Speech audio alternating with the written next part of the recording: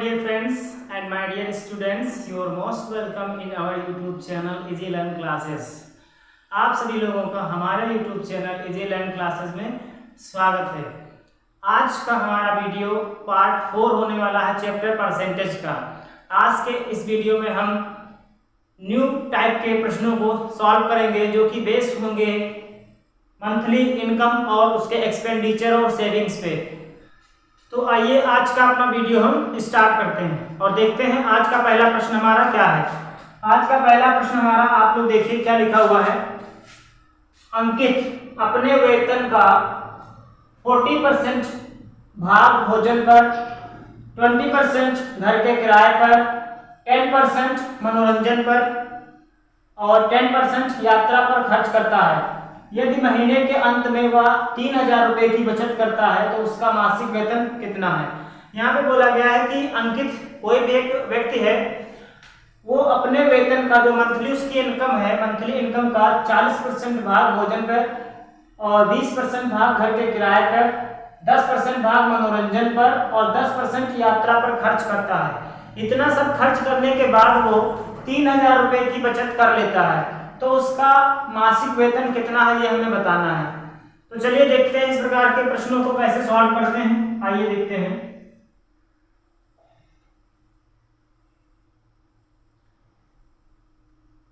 इस प्रकार के प्रश्नों को सॉल्व करने के दो तरीके होते हैं। एक तो बेसिक सा फॉर्मूला है कि आप इसको x मान के स्टार्ट करें कि माना अंकित की मासिक वेतन x रुपए है, फिर उस हिसाब से जैसा कहा गया वैसा फॉलो करते जाएं और आंसर निकाल लें।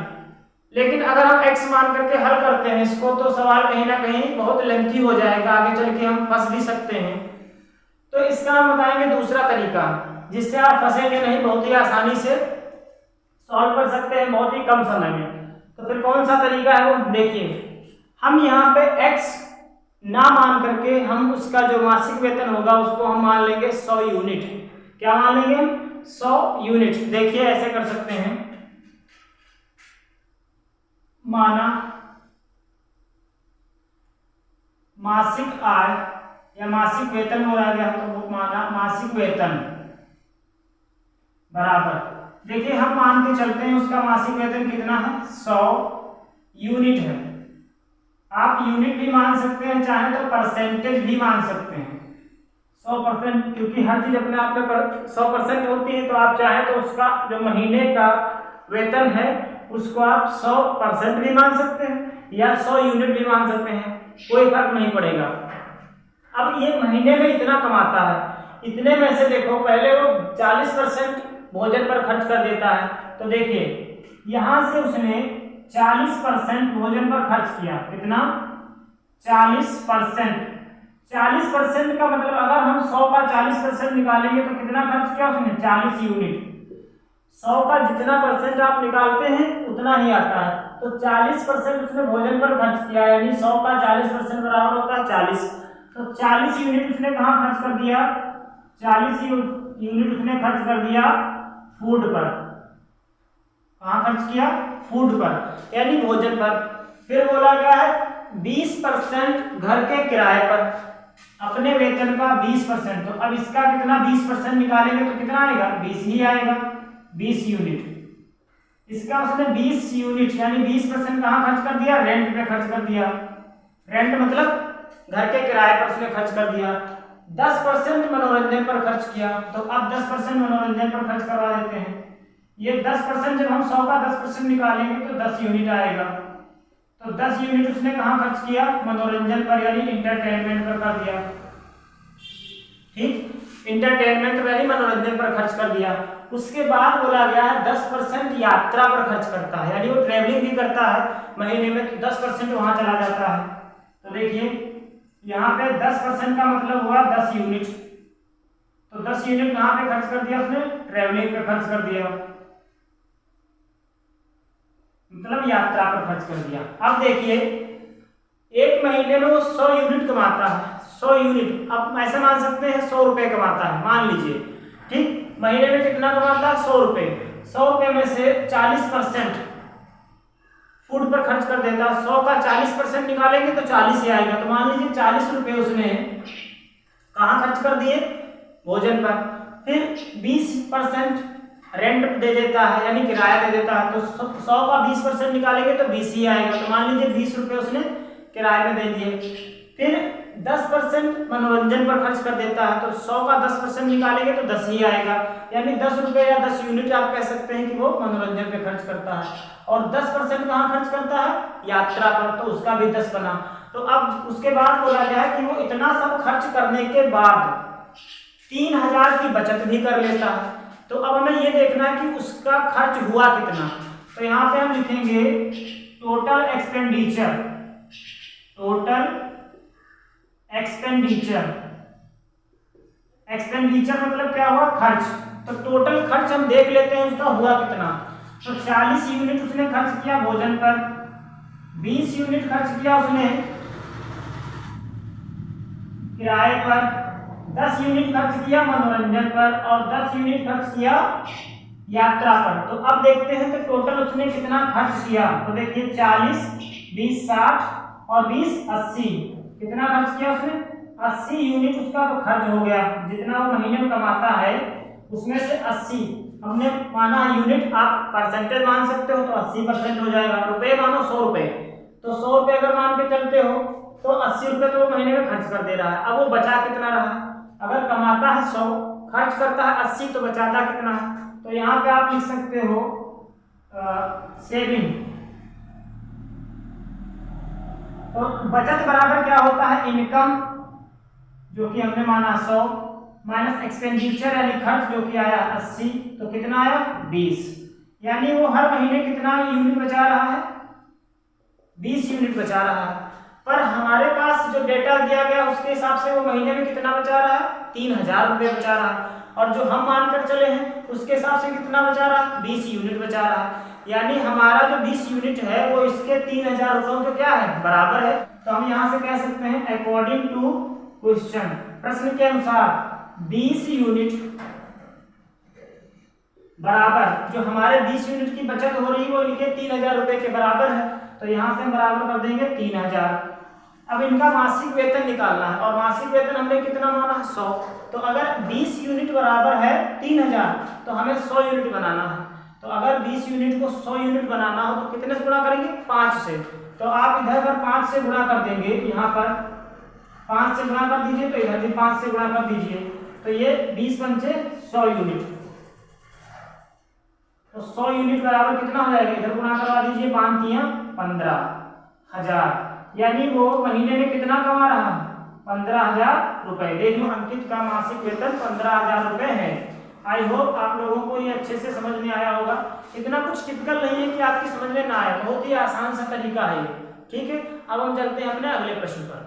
देखिए दूसरे प्रश्न में क्या बोला गया है, देखिए यहाँ पे ए अपने कुल वेतन का 20% भाग मकान के किराए पर, 5% भाग मनोरंजन पर, 15% भाग बच्चों की शिक्षा पर और 30% भाग भोजन पर खर्च करने के बाद 6000 रुपए की बचत करता है, तो उसका मासिक वेतन कितना है या मासिक वेतन ज्ञात कीजिए। यानी एक कोई व्यक्ति है जो महीने में कुछ कमा रहा है, कितना कमा रहा है हमें नहीं पता, लेकिन हाँ जितना कमा रहा है उसमें से 20% किराया दे देता है मकान का, 5% मनोरंजन पर खर्च करता है, 15% बच्चों की शिक्षा पर और 30% भोजन पर खर्च करता है। और इतना खर्च करने के बावजूद वो 6000 रुपए की बचत करता है। तो हमें ये बताना है कि उसका मासिक वेतन कितना है, यानी वो महीने में कितना कमाता है। तो आप यहाँ पे लिख सकते हैं let monthly income, monthly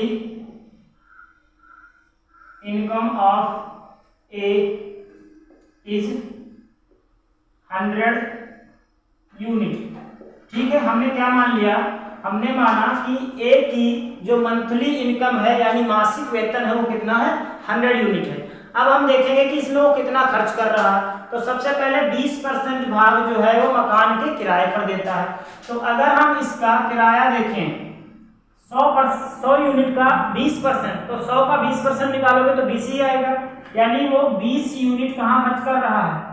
20 unit खर्च कर रहा है रेंट पर और 5% मनोरंजन पर। तो अगर हम 100 का 5% निकालते हैं तो कितना आएगा 5 यूनिट। ये कहाँ खर्च कर रहा है, ये कर रहा है इंटरटेनमेंट पर, ठीक, मनोरंजन पर।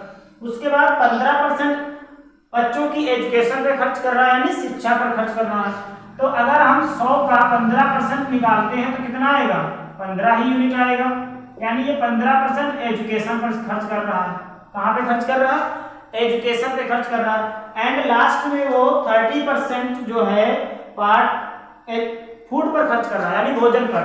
तो अगर हम 100 का 30% निकालें तो 100 का 30% निकालने पर 30 यूनिट ही आएगा। तो वो 30 यूनिट खर्च कर रहा है भोजन पर। अब हम देखेंगे कि उसकी मंथली एक्सपेंडिचर कितना है, यानी उसका खर्च कितना है। तो यहाँ पे हम लिखेंगे टोटल एक्सपेंडिचर। तो टोटल एक्सपेंडिचर यानी टोटल खर्च आप देख लीजिए कितना है। तो यहाँ से 20, 5, 15, 30, तो ये हो गया 20, 5, 15 और 30। तो इन सबको जोड़ लीजिए। तो देखिए 15, 5, 20 और 20, 20, 40, 40 और 30, 70, यानी वो कितना खर्च कर दे रहा है 70 यूनिट वो खर्च कर लेता है। हर महीने कितना खर्च कर रहा है 70 यूनिट, लेकिन वो कमा कितना रहा 100 यूनिट। तो उसकी बचत कितनी हुई, तो इसलिए आप कह सकते हैं कि उसकी सेविंग कितनी हुई। तो देखते हैं सेविंग मतलब होता है इनकम माइनस एक्सपेंडिचर। तो इनकम कितनी है 100 यूनिट एंड एक्सपेंडिचर कितना है 70 यूनिट, तो बचेगा कितना 30 यूनिट, यानी वो पर मंथ जो है 30 यूनिट बचा लेता है, पर मंथ 30 यूनिट बचा लेता है। हम लिखेंगे अकॉर्डिंग टू क्वेश्चन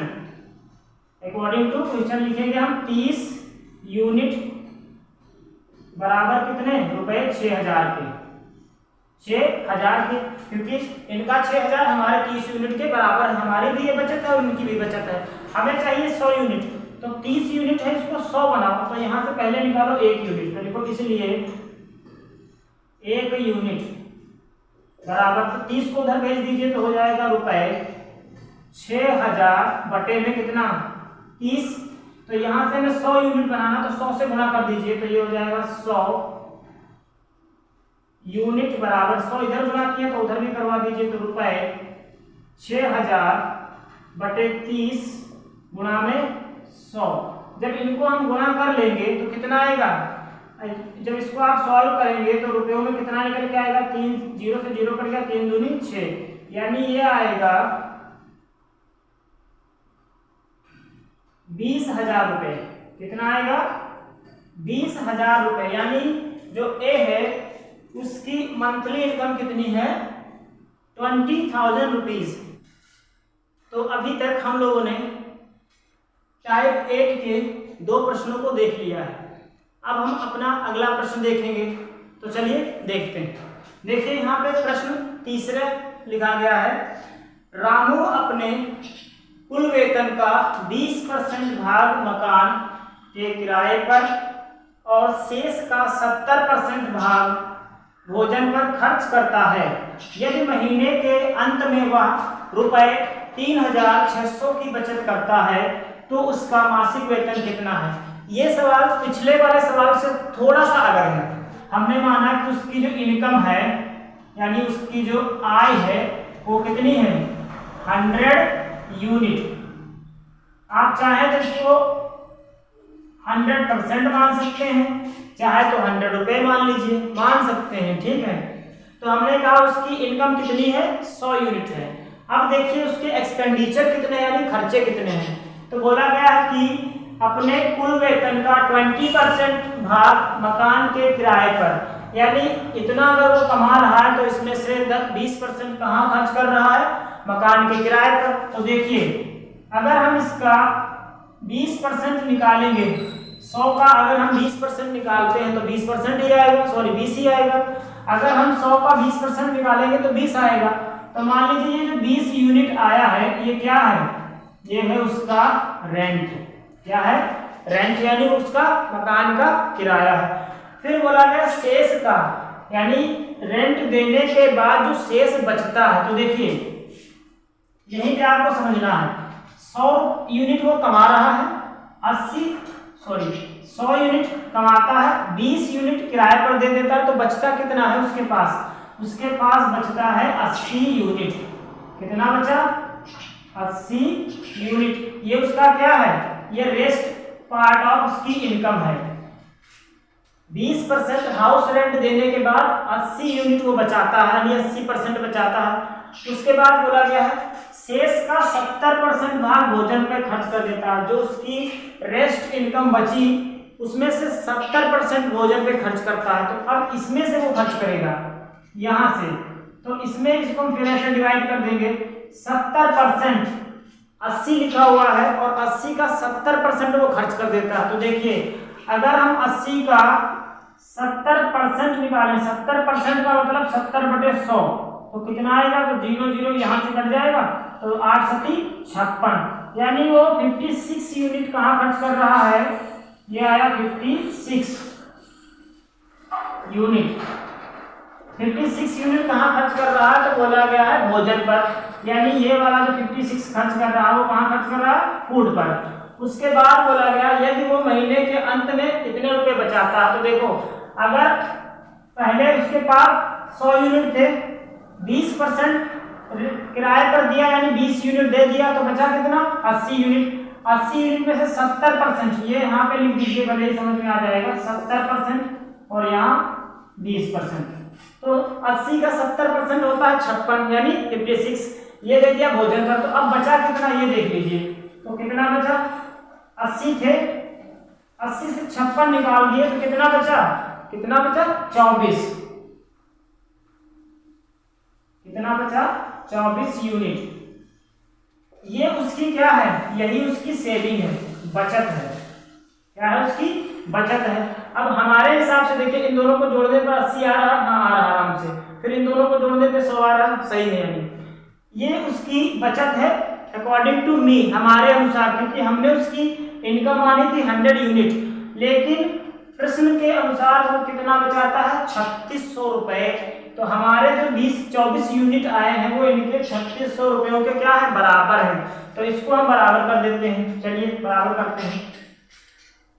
तो यहाँ लिखेंगे हम इसलिए अकॉर्डिंग टू क्वेश्चन, प्रश्न के अनुसार क्या हो जाएगा कि हमारी जो बचत आई है 24 यूनिट, हमारी जो 24 यूनिट की बचत आई है वो इनके रुपए 3600 के क्या होगी?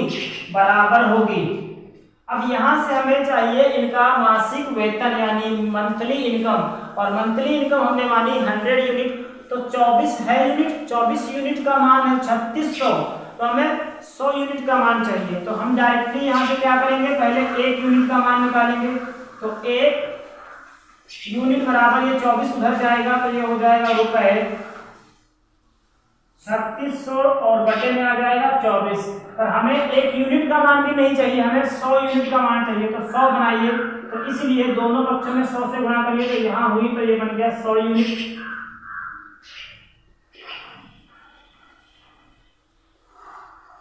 अब इधर गुणा कराएंगे तो ये आएगा रुपए 3600 गुणा में 100 और बटे में 24। अब इसको आप कैलकुलेट करिए, जो भी निकल के आएगा वही इसकी इनकम हो जाएगी, वही इसकी क्या होगी? मंथली इनकम हो जाएगी, मंथली इनकम। तो इसको कैलकुलेट करते हैं। देखिए 12 3 36, 12 दूनी 24, ये और यहाँ से काटिए 2 पंचे 10, तो यहाँ 300 और ये 50, तो कितना हो जाएगा? 15000। 5 3 15 और यहाँ पे 3 0, तो ये हो गई उसकी मंथली इनकम। आपने देखा ये वाला सवाल जो है पिछले वाले सवालों से थोड़ा सा हटके था, यहाँ पे शेष शब्द लगाया गया था। एक बार फिर से देखिए, रामू अपने कुल वेतन का 20% भाग मकान के किराए का और शेष का 70% भाग भोजन पर खर्च करता है। एक महीने के अंत में वह 3600 रुपए की बचत करता है।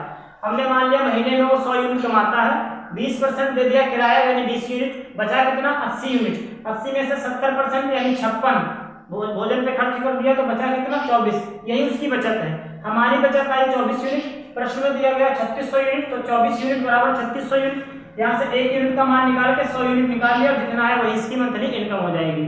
ठीक है, अब हम चलते हैं अपने अगले प्रश्न पर। देखिए हमारा अगला प्रश्न क्या कह रहा है कह रहा एक व्यक्ति अपनी आय का 20% बड़े बेटे को, शेष का 30% छोटे बेटे को और शेष का 10% दान करने के बाद 10,080 रुपए बचाता है, तो उसकी कुल आय कितनी है। ये दोनों से सेम है बिल्कुल। यहाँ पर ये थोड़ा सा बदला हुआ है, इससे थोड़ा और बदला हुआ है, एक लेवल ज्यादा है ये। देखिए एक व्यक्ति अपनी आय का 20% बड़े बेटे को दे देता है, शेष जितना बचता है उसमें से 30% छोटे बेटे को दे देता है, उसके बाद जो शेष बचता है उसमें से 10% दान कर देता है, और दान करने के बाद उसमें कितना बचाता है, रुपए 10,080 बचा लेता है। तो आपको बताना है उसकी वेतन या उसकी कुल आय कितना है।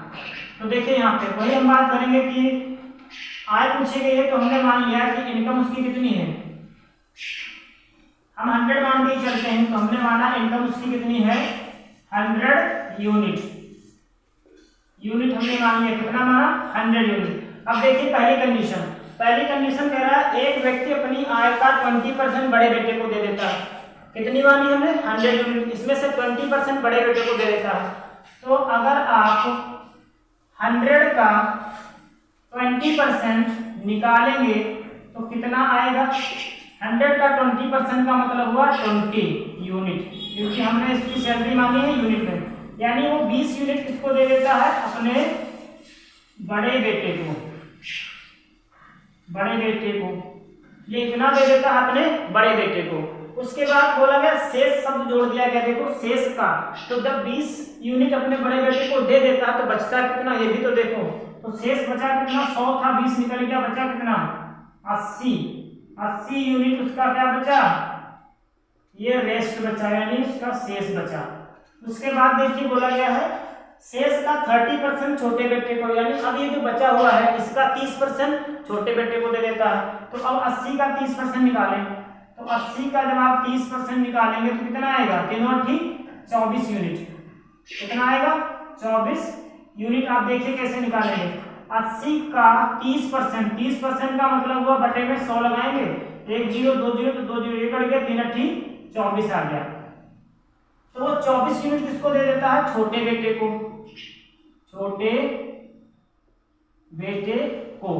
अब देखिए 80 यूनिट बचा था, उसमें से 24 यूनिट दे दिए तो बचा कितना, अब शेष कितना बचा ये भी तो देखिए। तो 80 से 24 घटा दीजिए, तो 80 से 24 घटाएंगे तो कितना 56 बचेगा, कितना बचा 56, ये उसका रेस्ट पार्ट बचा 56 यूनिट, ये क्या है, अब उसका शेषफल है। फिर आगे देखिए शेष का 30% छोटे बेटे को दे देता है, उसके बाद जो शेष बचता है, अब कौन शेष बचा, अब ये वाला शेष बचा है, इसमें से 10% दान कर देता है, 10% दान कर देता है, और उसके बाद इतना बचाता है। तो इसमें से भी वो कितना दान कर रहा है, इसमें से 10% दान दे रहा है, ध्यान से देखिएगा 10% उसने दान दे दिया।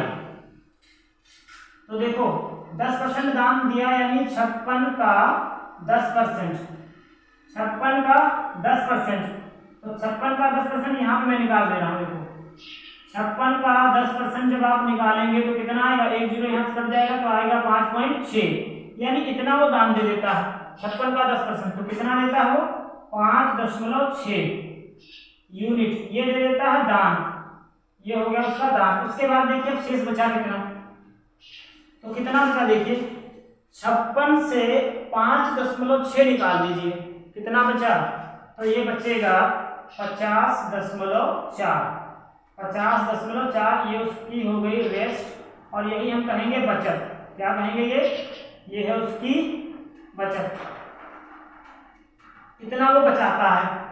और हमारी जो बचत आई है 50.4 यूनिट, 50.4 यूनिट ये हमारी बचत है, लेकिन प्रश्न के अनुसार वो 10,080 रुपये बचा रहा है, तो ये वाला यूनिट और ये वाला रुपये आपस में क्या हो जाएंगे, बराबर हो जाएंगे। तो यहाँ पे लिखिए, इसलिए अकॉर्डिंग टू क्वेश्चन, प्रश्न के अनुसार हम कहेंगे 50.4 यूनिट बराबर कितना, रुपए 10,080, रुपए 10,080 हमें चाहिए उसकी मंथली इनकम, मंथली आय। जो कि हमने मानी 100 यूनिट, तो यहाँ पे 100 यूनिट का मान निकालिए। देखिए हम डायरेक्ट करेंगे तो इसीलिए हम लिखेंगे 100 यूनिट, डायरेक्ट करने जा रहे हैं 100 यूनिट। तो 100 यूनिट कैसे निकालेंगे, तो ये हो जाएगा रुपए 10,080 गुणे में 100 लिख देंगे और बटे में कितना लिखेंगे 50.4, 50.4। अब इसको आप हल करेंगे, कैसे हल करेंगे, देखिए एक जीरो दशमलव यहाँ से हटाइए, एक जीरो और बढ़ा लीजिए। देखिए इसका दोगुना यहाँ पे दिखाई दे रहा होगा आपको, 504 का दोगुना अगर आप करते हैं, ये कितना लिखा है 504, 504 का दोगुना करते हैं तो 1008 आता है, 1008। तो आप ऐसे कर सकते हैं 504 एकन 504, 504 दूनी 1008 और ये जीरो बचा वो भी यहाँ लगा लीजिए, बराबर। देखिए ये 20 है और ये 1000 है, गुणा कराएंगे तो 20 की गुणा 1000 से कराओगे तो कितना आएगा 20,000 आएगा। और यही क्या हो जाएगा, यही हो जाएगी उसकी इनकम। क्या हो जाएगी इनकम। तो देख लीजिए उसकी जो मंथली इनकम है वो 20,000 है। कितनी है 20,000। तो अब हम टाइप 9 के प्रश्नों को देखेंगे, क्योंकि हम लोगों ने टाइप 8 प्रकार के प्रश्नों को हमने देख लिया है, तो अब हम देखेंगे टाइप 9 के प्रश्नों को। तो चलिए देखते हैं पहला प्रश्न। पहला प्रश्न यहाँ पे लिखा गया है, किसी परीक्षा में 60% विद्यार्थी गणित में तथा 50% अंग्रेजी में फेल हुए और 30% विद्यार्थी दोनों विषयों में फेल हुए। दोनों विषयों में कुल कितने प्रतिशत विद्यार्थी पास हुए ये हमें बताना है। यहाँ पे देखिए 60% विद्यार्थी गणित में फेल, 50% अंग्रेजी में फेल, 30% दोनों में फेल, यानी पूरा का पूरा प्रश्न ही फेल में दिया गया है। तो हम आसानी से कर सकते हैं। अगर फेल पास दिया होता तो थोड़ी सी मुश्किल होती, इसको हम बहुत आसानी से करेंगे। देखिए यहाँ पे दो विषयों की बात की गई है, एक तो बात की गई है गणित में और दूसरी अंग्रेजी में। तो देखिए हम यहाँ पे दो बॉक्स बना लेते हैं इस प्रकार से। देखिएगा एक बॉक्स हमने ऐसे बनाया और इसको यहाँ पे लिख दिया कि ये गणित। ध्यान से समझिएगा, गणित में कितने परसेंट फेल हुए हैं, तो हमने यहाँ लिख दिया 60%। कितने फेल हुए हैं 60%। उसके बाद अंग्रेजी में कितने फेल हुए हैं 50%। और ये जो 30% हैं ये दोनों में है, यानी ये गणित में भी है और अंग्रेजी में भी है। तो दूसरा बॉक्स हम बनाएंगे ऐसे ओवरलैप करते हुए, ऐसे देखिए इस प्रकार से ओवरलैप करते हुए बनाएंगे और यहाँ पे हम लिख देंगे अंग्रेजी, यहाँ पे लिख देंगे अंग्रेजी। अब देखिए केवल गणित में कितने फेल हुए, मतलब गणित में कितने फेल हुए 60%, अंग्रेजी में कितने फेल हुए 50%, 50%। और बोला गया दोनों में 30%, यानी गणित में और अंग्रेजी में दोनों में। तो यहाँ पे हम लिख देंगे 30%। अब देखिए अगर हम इन दोनों को जोड़ें तो कितना आ रहा है, गणित में अगर देखें तो पास कितना आ रहा है, तो 60 ये और 30 ये 90, जो कि गलत है। क्यों गलत है, क्योंकि यहाँ पे बोला गया है गणित में 60% फेल हुए हैं। तो फिर ये 90 कहाँ से आ रहा है, 90 इसलिए आ रहा है क्योंकि ये जो 30 है वो दो बार जुड़ रहा है। एक जुड़ रहा है अंग्रेजी के साथ में जो दोनों में कॉमन है, तो दोनों में जुड़ रहा है और एक यहाँ पे जुड़ रहा है। तो पहले क्या करेंगे हम, ये हो गया दोनों वाला, तो हम सिर्फ गणित में कितने पास हुए ये देखेंगे।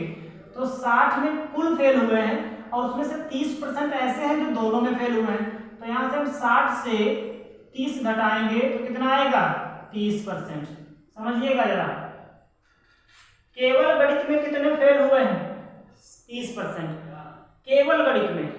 और यहाँ पे बोला गया था गणित में 60%, अंग्रेजी में 30%।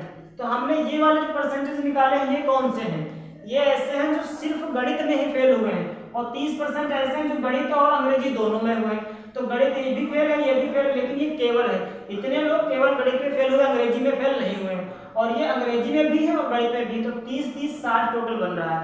ऐसे यहाँ देखिए अंग्रेजी में फेल यहाँ पे बताया गया है 50%, लेकिन 30% दोनों में। तो अगर इनको जोड़े तो 80 बन रहा है, तो जो कि गलत है। तो क्या करेंगे हम 50 से 30 घटा देंगे ये वाला, तो कितना बचेगा 20, यानी 20%। अब देखिए गणित में बताया गया था 60%, तो 30% ये और 30% ये 60%। अंग्रेजी में 50%, तो 20% ये 30% ये 50%, और दोनों में कितना 30%। तो देखिए सिर्फ गणित में फेल हुए 30%, सिर्फ अंग्रेजी में फेल हुए 20%, और अंग्रेजी और गणित दोनों में फेल हुए 30%। तो टोटल देखें गणित में कितने फेल हुए हैं 60%, टोटल गणित में अंग्रेजी में कितने फेल हुए हैं 50%। तो अब हम यहाँ पे देखेंगे कि टोटल फेल हुए कितने हैं कुल मिला के, टोटल फेल कितने हुए हैं। तो टोटल फेल देख लीजिए, गणित में सिर्फ गणित में फेल हुए हैं 30, सिर्फ गणित में फेल हुए हैं 30 प्लस गणित और अंग्रेजी दोनों में फेल हुए हैं 30 प्लस सिर्फ अंग्रेजी में फेल हुए हैं 20। अब इनको आप जोड़ लीजिए, जब इनको जोड़ा तो कितना आया 80, कितना आया 80% विद्यार्थी यानी परीक्षा हुई और उसमें से 80% विद्यार्थी फेल हो गए, और बोला गया था तो दोनों विषयों में कुल कितने प्रतिशत विद्यार्थी पास हुए। गणित और अंग्रेजी दोनों में मिला करके देखें तो फेल हुए हैं 80%, तो पास कितने हुए होंगे। हर चीज अपने आप में 100% होती है। तो मान लीजिए परीक्षा में बैठे थे बच्चे 100% बैठे थे, 100% में से 80% अगर फेल हो गए तो कितने परसेंट बचे 20%। तो यहाँ पे लिखिए इसलिए टोटल पास कितने हुए, तो 100 माइनस 80 बराबर कितना 20%। बस 20% बच्चे जो है वो एग्जाम को पास कर पाए हैं, तो पास कितने हुए 20%। ठीक है, आई होप आप लोगों की समझ में आ गया होगा। अब हम चलते हैं अपने अगले प्रश्न पर। तो आइए अब हम देखते हैं अपना अगला प्रश्न, इसको ध्यान से पढ़िएगा। किसी परीक्षा में 60% विद्यार्थी गणित में, 70% अंग्रेजी में पास होते हैं। एक परीक्षा होती है उसमें से 60% जो है गणित में पास हो जाते हैं, 70% अंग्रेजी में पास होते हैं। यदि 20% दोनों में फेल हो जाते हैं और कुल 1200 विद्यार्थी पास होते हैं, तो परीक्षा में कितने विद्यार्थी बैठे थे ये हमें बताना है। चलिए देखते हैं। यहाँ पे बोला गया कि किसी परीक्षा में 60% विद्यार्थी गणित में और 70% अंग्रेजी में पास होते हैं। तो पहले दिया गया है पास वालों का, फिर बोल दिया गया कि 20% दोनों में फेल हो जाते हैं। तो अब हम क्या करेंगे, सवाल आपका या तो पास पर लगाया जाएगा या फेल पर लगाया जाएगा। फेल पास दोनों लेके चलोगे मिक्स हो जाएगा। तो हम क्या करते हैं, देखिए यहाँ पे हमने लिख लिया गणित, यानी यहाँ पे हमने लिख दिया मैथ्स, और यहाँ पे हमने लिख दिया इंग्लिश। गौर से समझिएगा इसको। और यहाँ पे हमने लिख दिया पास, और यहाँ पे लिख दिया हमने फेल। देखिएगा, देखिए इस प्रकार से हमने इसको लिख दिया, डिवाइड कर दिया। हमें या तो पास पे लगाना है सवाल या तो फेल पे लगाना है। तो देखिए कह रहा है किसी परीक्षा में 60% विद्यार्थी गणित में और 70% अंग्रेजी में पास होते हैं। 60% कहाँ पास हुए हैं, गणित में। तो पास कितने हुए गणित में 60%। अगर 60% गणित में पास है तो फेल कितने हुए होंगे बता सकते हैं हम। हर चीज अपने आप में 100% होती है। तो मान लीजिए गणित में बच्चे बैठे थे 100%, 60% पास हो गए तो बचे कितने 40%। तो फेल कितने हुए हैं 40%। ठीक, 40% फेल हो गए। अब बात करते हैं इंग्लिश की। इंग्लिश में 70% पास होते हैं, तो पास कितने हुए 70%। अगर 70% पास हुए हैं इंग्लिश में तो फेल कितने हुए होंगे 100 माइनस 70 यानी 30%। तो कितना फेल हुए 30%। अब देखिए यहाँ पे बोला गया है कि दोनों विषयों में 20% फेल होते हैं। यहाँ से हम लगा सकते हैं। अब हम यहाँ दोनों में फेल दिया गया, कॉमन किसमें है, कॉमन है फेल में। तो हम फेल वालों को उठाएंगे और पास वालों को छोड़ देंगे। तो ध्यान से देखिएगा। अब फिर से हम वही दो डायग्राम बनाएंगे, एक इस प्रकार से, एक ऐसे और एक ओवरलैप करते हुए ऐसे। यहाँ पे लिखेंगे हम मैथ और यहाँ पे लिखेंगे हम इंग्लिश। देखिए ये हम फेल पर बनाने जा रहे हैं। इंग्लिश मैथ में कितने फेल हुए 40%, इंग्लिश में कितने फेल हुए 30%, और दोनों में कितने फेल हुए। तो देखिए दोनों विषयों में 20%, दोनों में कितना फेल हुए 20%। तो यहाँ पे हम लिख देंगे 20%। पर ये डायग्राम अभी सही नहीं बना है, क्योंकि मैथ में बताया गया 40% फेल है, लेकिन अगर हम इस सर्कल के हिसाब से देखें तो 40 20 60 आ रहा है, जो कि गलत है। इंग्लिश में बताया गया 30% फेल हुए हैं, और इसके हिसाब से देखें तो 50 आ रहा है, जो कि गलत है। तो क्या करेंगे हम, इस 40 में ये 20 दो बार जुड़ रहा है, तो इसको घटा दीजिए, तो 40 माइनस 20 तो बराबर कितना आया, 20%। ये हो गया 20%। ऐसे यहाँ 30 से घटाइए, तो 30 माइनस 20 तो कितना आया, 10 आया। अब देखिए, सिर्फ मैथ में फेल हुए हैं 20%, सिर्फ इंग्लिश में फेल हुए हैं 10%, मैथ और इंग्लिश दोनों में फेल हुए हैं 20%। तो टोटल हो गया 20 20 40, और ये 20 30 सॉरी 20 और 10 30। अब सही है। तो अब हम देखेंगे टोटल फेल कितने हुए। तो यहाँ लिखेंगे इसलिए टोटल फेल कैंडिडेट कितने हुए स्टूडेंट। तो देखो 20 ये फेल हुए, 20 ये वाले फेल हुए, और 10 ये वाले फेल हुए। तो कितने फेल हुए, 20 20 40 और 10 50, यानी 50% जो है फेल हो गए। अब आगे सवाल को देखिए, यहाँ पे बोला गया कुल 1200 विद्यार्थी पास होते हैं। सवाल को फिर बदल दिया गया, यहाँ पे पहले फेल की बात की गई और नंबर पास वालों को दे दिया गया। तो देखिए, अगर 50% फेल होते हैं तो पास कितने हुए होंगे, आप बताएं। अगर 50% फेल हुए तो पास कितने हुए होंगे, 50% ही पास हुए होंगे। क्यों, क्योंकि हर चीज अपने आप में 100%, टोटल बैठे थे 100%, फेल हो गए 50%, तो पास कितने हुए, 50%। तो यहाँ लिखिए इसलिए टोटल पास स्टूडेंट कितने हैं, तो आप कहेंगे 100 और माइनस ये 50 फेल वाले, तो बराबर कितने, 50% हमारे पास हो गए विद्यार्थी। अब हमारे पास जो पासिंग आया है वो परसेंटेज में आया है, पास हुए विद्यार्थियों की संख्या परसेंटेज में आई है, लेकिन प्रश्न में बोला गया है कि 1200 विद्यार्थी पास होते हैं। कितने, 1200। तो प्रश्न में पास होने वाले विद्यार्थियों की संख्या दी गई है नंबर में, और हमारे पास परसेंटेज में आया है। तो हमारा परसेंटेज और इनका नंबर आपस में क्या हो जाएगा, बराबर। तो हम लिखेंगे इसलिए यही जो 50% पास हुए हैं यही कितने हैं, 1200 के बराबर। कितने के, 1200 के बराबर। तो बोला गया था विद्यार्थियों की संख्या बताइए। अब आप खुद बताएं, अगर 50% बराबर 1200 है तो 100% कितना होगा, 50 का मतलब होता है आधा। तो अगर आधा 1200 है तो पूरा कितना होगा, 2400 होगा ना। कितना होगा, 2400।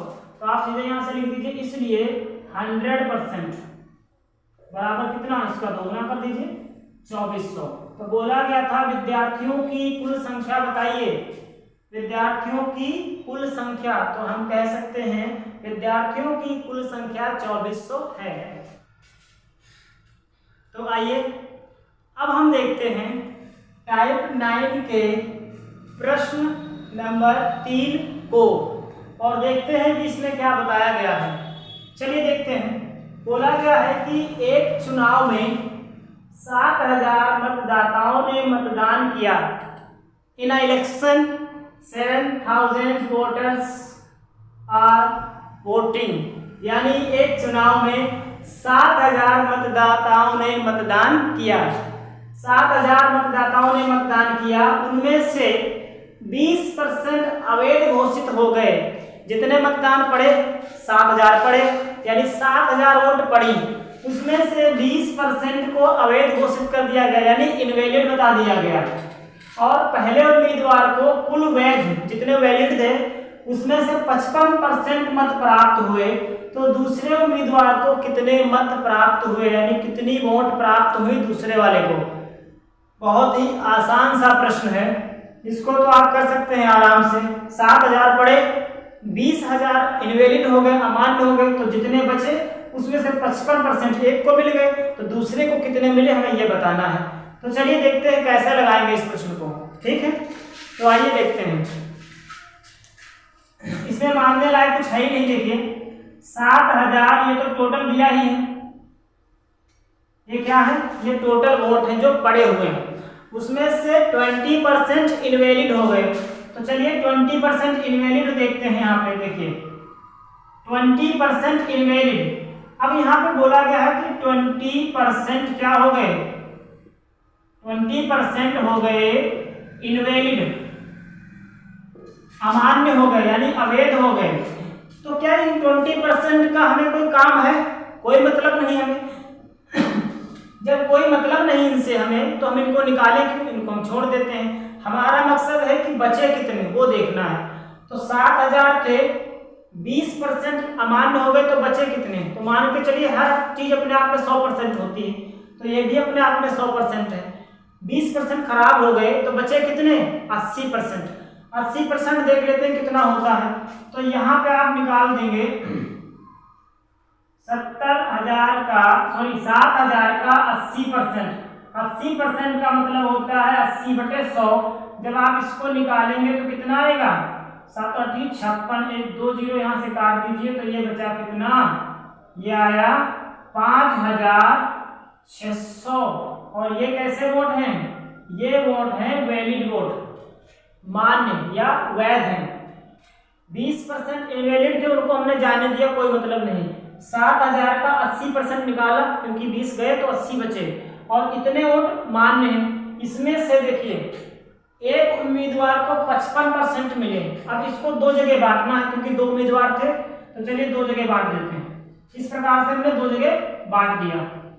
एक उम्मीदवार मान लीजिए ये पहला उम्मीदवार है और ये दूसरा उम्मीदवार है।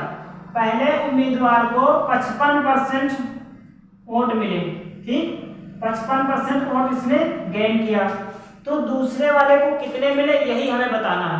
हमें इसको कितने नंबर में कितने मिले ये नहीं बताना है, हमें ये बताना है कि इसको कितने मिले। तो देखिए 55% अगर एक को मिले तो दूसरे को कितने मिले होंगे? तो देखिए इसको मान लीजिए 100%, मान लिया हमने।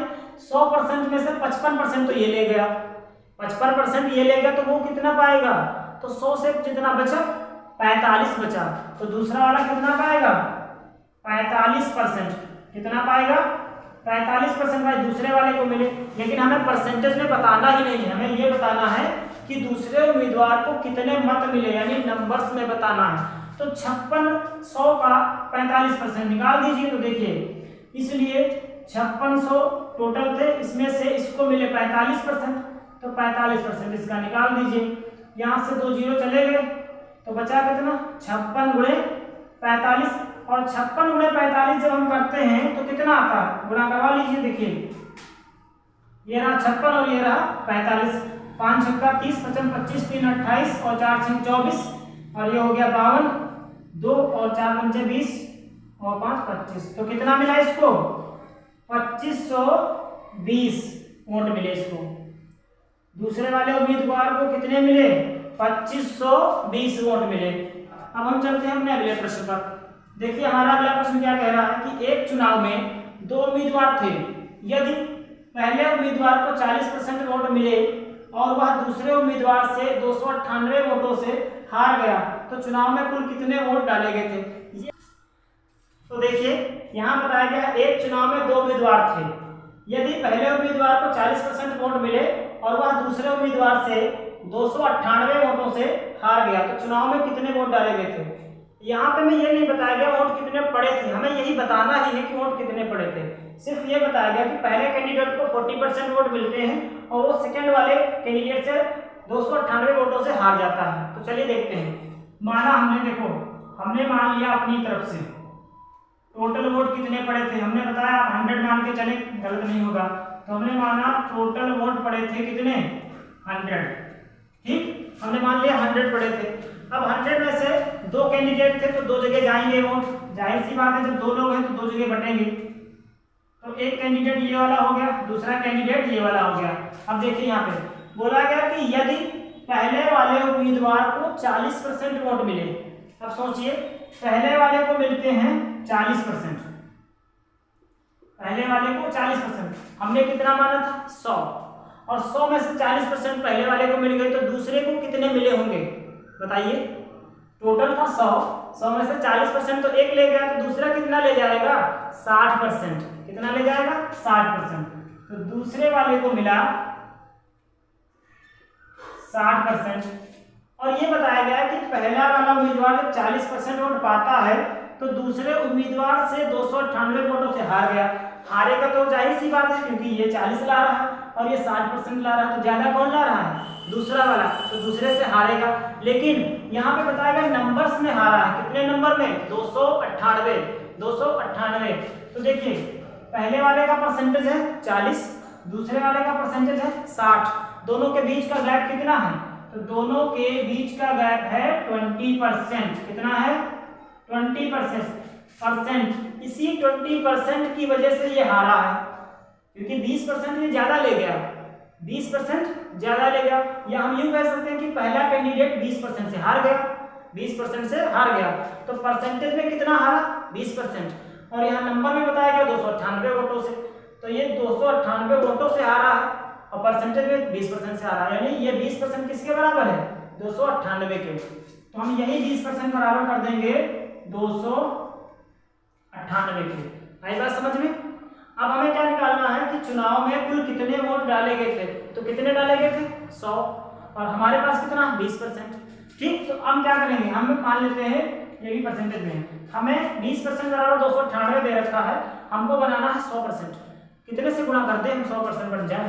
तो यहाँ पे अगर हम 5 से गुणा कर देते हैं तो 100 बन जाएगा, तो इधर भी 5 से हम गुणा करवा देते हैं। तो देखिए ये बना 20 पंचे 100, तो ये तो पूरा हो गया 100% बराबर। इधर देखिएगा 5 की गुणा 298 से करवाइए, 298 से बात करवाएंगे तो 5 और 40, 5 9 45, 45 में 4 और जोड़ दीजिए तो 49 बनेगा, तो 9 आ गया। अब 5 दूनी 10, 10 में 4 और जोड़ दीजिए तो कितना बनेगा? 14 बनेगा। तो 100% का मान कितना आया है? 1490, यानी वोट कितने पड़े थे? 1490 वोट पड़े थे। तो यहाँ पे लिख सकते हो 100 टोटल वोट्स कितने थे? तो टोटल वोट्स थे 1490, एंड यही आपका आंसर हो जाएगा। नेक्स्ट, अब हम बढ़ते हैं अपने अगले प्रश्नों पर। चलिए देखते हैं। Everything is okay, everything is fine. चलिए देखते हैं। अभी तक हम लोग टाइप 9 के 4 क्वेश्चंस डिस्कस कर चुके हैं। अब हम लोग जो है इसका 5वां और 6वां प्रश्न देखेंगे। चलिए स्टार्ट करते हैं 5वां प्रश्न। देखिए 5वें प्रश्न में क्या बोला गया है। एक चुनाव में 2 उम्मीदवार थे, एक को 60% वोट मिले और वह दूसरे से 1600 वोटों से चुनाव जीत गया, तो कुल वोट ज्ञात कीजिए। यहाँ से हम एक प्रश्न आपको बताएंगे, दूसरा प्रश्न आपको खुद हल करना है और उसका आंसर आपको कमेंट बॉक्स में देना है। यानी ये वाला जो आपका है ये आप समझ लीजिए होमवर्क समझ सकते हैं आप। ये आपका प्रश्न जो है ये होमवर्क रहेगा, इसका आंसर आपको कमेंट बॉक्स में देना है। ठीक है, तो चलिए पहला वाला देखते हैं। एक चुनाव में 2 उम्मीदवार थे। कितने उम्मीदवार थे? 2। एक को 60% वोट मिले और वह दूसरे उम्मीदवार से 1600 वोटों से चुनाव जीत गया। एक को मिले 60%। तो देखिए मान लीजिए हमने कहा कि टोटल वोटिंग जो हुई, टोटल वोट्स जो पड़े वो कितने पड़े? तो हमने कहा 100 पड़े। आप 100% मान सकते हैं। चलिए हमने कहा टोटल वोटिंग जो हुई वो कितने परसेंट हुई? 100% हुई। कितने लोगों के बीच हुई? 2 लोगों के बीच वोटिंग हुई। तो अब ये 2 लोगों के बीच बटेंगे, candidate first and candidate second. अब देखिए बोला गया कि फर्स्ट कैंडिडेट 60% वोट गेन करता है, यानी प्राप्त करता है। तो पहले वाले कैंडिडेट को मिलते हैं 60% वोट। कितना मिला? 60%। तो अगर पहले वाले कैंडिडेट को 60% मिलते हैं और टोटल वोट है 100%, तो दूसरे वाले को कितने मिले होंगे? 40%, यानी 40%। तो दूसरे वाले को कितना मिला? 40%। अब आप यहाँ पे देखिए बोला गया है कि पहले वाले कैंडिडेट को 60% वोट मिलते हैं और वह दूसरे से 1600 वोटों से चुनाव जीत जाता है, तो जीतेगा, जाहिर सी बात है। पहले वाले को 60% मिले, दूसरे वाले को 40% मिले, तो पहला ज्यादा ला रहा है। कितना ज्यादा ला रहा है? 1600। कितना ज्यादा? 1600। 1600 संख्याओं में आ रहा है, नंबर में आ रहा है। हम देख लेते हैं परसेंटेज में। तो पहले वाले को मिला 60%, दूसरे वाले को मिला 40%, तो ये कितना ज्यादा है? पहला वाला कैंडिडेट इससे कितना ज्यादा है, तो हमने कहा 20% क्या है, ज्यादा है भैया, 20% ज्यादा है पहला वाला कैंडिडेट, इसी वजह से ये चुनाव जीता है। परसेंटेज में आ रहा है 20% और नंबर्स में आ रहा है 1600, यानी ये वाला जो 20% है इस वाले 1600 के क्या है, बराबर है, क्योंकि उसमें नंबर्स बताए गए हैं और हमने परसेंटेज में निकाला है। तो हम कह सकते हैं, इसीलिए क्या कहेंगे, इसलिए जो 20% ये ज्यादा है, यही 20% किसके बराबर है, 1600 के बराबर है। अब हमें बताना है कि कुल वोट कितने पड़े, और हमने अज्यूम किया है कि कुल वोट हमारे 100% थे, तो 20% is equal to 1600, then 100% vote. अगर 20% 1600 है तो 100% कितना हुआ, तो आप क्या करेंगे, दोनों पक्षों में 5 से गुणा करा दीजिए, क्योंकि 20 पंचे 100 होता है, तो उधर भी 5 हो जाएगा। तो इधर हमने 5 से गुणा कराया तो ये आया 100%, और जब यहाँ पे कराएंगे तो 0 को आप निगलेक्ट कर दीजिए, छोड़ दीजिए, 16 को उठाइए, 16 की गुणा 5 से कराइए तो 16 5 जा 80 होता है, यानी 16 पंचे 80 होता है। अब 2 0 और लगा दीजिए तो आया 8000, यानी इलेक्शन में वोटिंग कितनी हुई थी, 8000 वोट पड़े थे। यही बोला गया था कि कुल कितने वोट है ये ज्ञात कर दीजिए, तो कुल वोट कितने हुए, सो टोटल वोट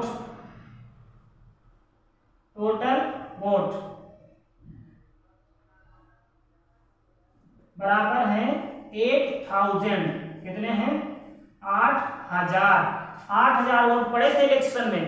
ठीक है, अब इस वाले प्रश्न का जवाब आपको कमेंट बॉक्स में देना है, और ये हमारा टाइप 9 है।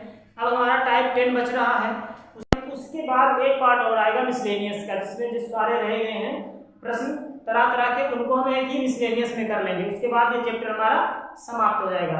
आज का वीडियो हम यहीं पर समाप्त करते हैं। आई होप आप लोगों की समझ में आया होगा।